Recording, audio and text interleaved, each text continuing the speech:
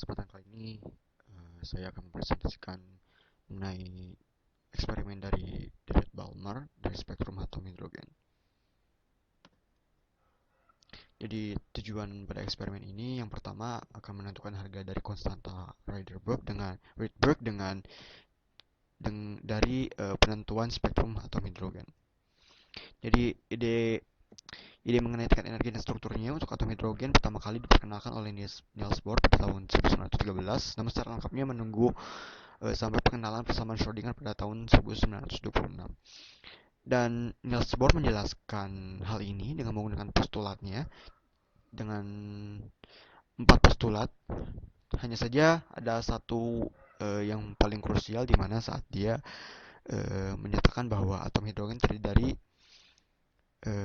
sebuah elektron bergerak dalam suatu lintas edar berbentuk lingkaran mengelilingi inti atom, dan untuk setiap kulit ini memiliki energinya tersendiri menurut beliau.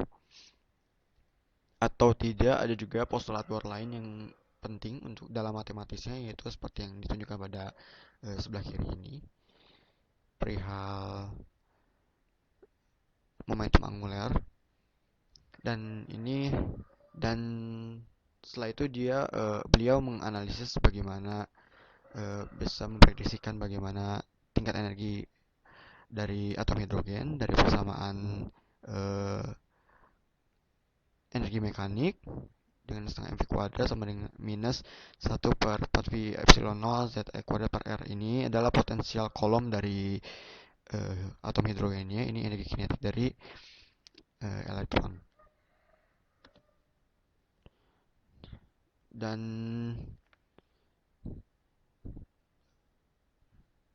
di sini beliau menggunakan hukum kedua Newton untuk menjelaskan bagaimana ditentukan kecepatannya dari mana, lalu untuk energinya itu dari mana juga, dan akan didapatkan bahwa persamaan energinya itu min Hc R 1/n kuadrat, di mana n ini adalah bilangan kuantum utama atau kulit dari atom hidrogennya, dan nilai R-nya itu sudah terdefinisi sekitar sekian.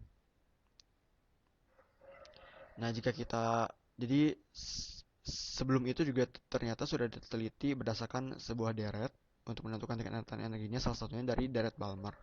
Untuk deret Balmer itu sendiri dia menelitinya dengan dari cahaya tampak, sedangkan untuk yang lainnya Lyman atau Paschen itu dari ultraviolet maupun dari infrared. Jika kita mengacu pada deret yang akan digunakan, maka kita akan dapat menentukan nilai R-nya dari panjang gelombang yang terukurnya.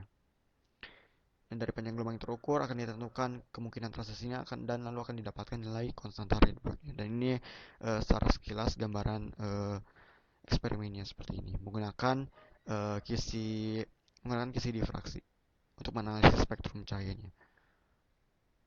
Ya, dengan sekian-sekian, dan untuk menentukan nilai R-nya digunakan least squares, di mana ini persamaan untuk menentukan R-nya. Jika ditemukan persamaan seperti ini, ukur pada eksperimen ini adalah besar sudut difraksi yang terbentuk untuk warna dan order tertentu berserta kisi yang digunakan.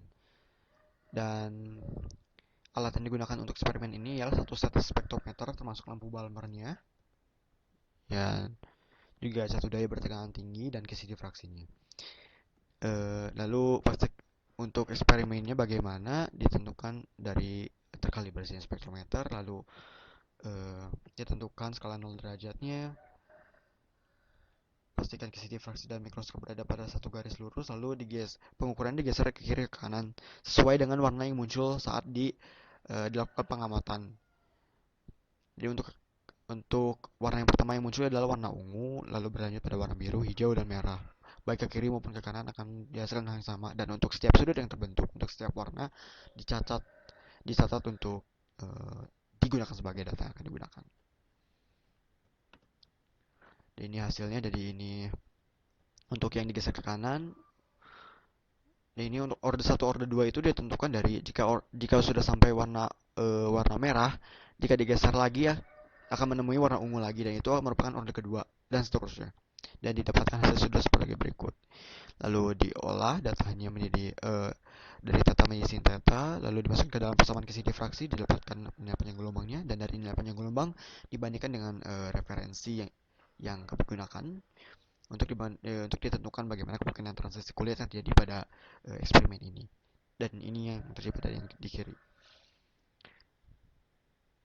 Dan dari hasil data tadi dapat ditentukan bahwa hanya terdapat warna-warna tertentu saja yang muncul, dan ini membuktikan bahwa bahwa atom hidrogen spektrum bersifat diskrit, yang mana hasil mekanisme ini dihasilkan oleh mekanisme elektron di dalam atom yang dapat berpindah lintasan dengan menyerap atau melepas energi dalam bentuk foton cahaya, dan hal ini secara tidak langsung terdapat kaitannya dengan postulat Bohr yang menyatakan bahwa dalam lintas edar yang mantap atau stasioner, elektron yang mengelilingi inti atom tidak memancarkan elektromagnet.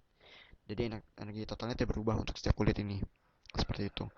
Lalu jika dimasukkan ke dalam persamaan yang sebelumnya yang menggunakan least squares itu dan didapatkan nilai Koszata Rydbergnya sebesar sekian. Untuk yang ke kanan dan ke kiri ternyata terdapat perbedaan, dan juga dibandingkan yang referensi terdapat perbedaan, dan hal ini disebabkan uh, bahwa hal ini terjadi karena saat pengamatan sinar lampu Balmer yang diamati sudah panas sehingga intensitas cahaya yang teramati tidak jelas yang seharusnya. Selain itu, pengukuran pada spektrometer yang kurang teliti atau kurang terkalibrasi dengan baik. Itu kami hanya membuat spekulasi karena kami belum mengkaji lebih lanjut apa penyebabnya. Dan ya, selain itu juga dilihat dari kemungkinan transisinya juga tadi ada keanehan, ada hanya 6633 6543. Ini normal, tapi untuk yang orde 1 ini agak menyimpang, dan itu sebabnya yang telah kami paparkan tadi spekulasinya.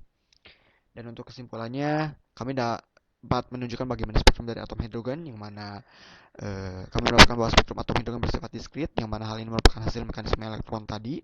Lalu kami dapat menentukan besar dari nilai Koszata Rydberg. Sekian dari presentasi saya. Kurang lebihnya mohon maaf. Wassalamualaikum warahmatullahi wabarakatuh.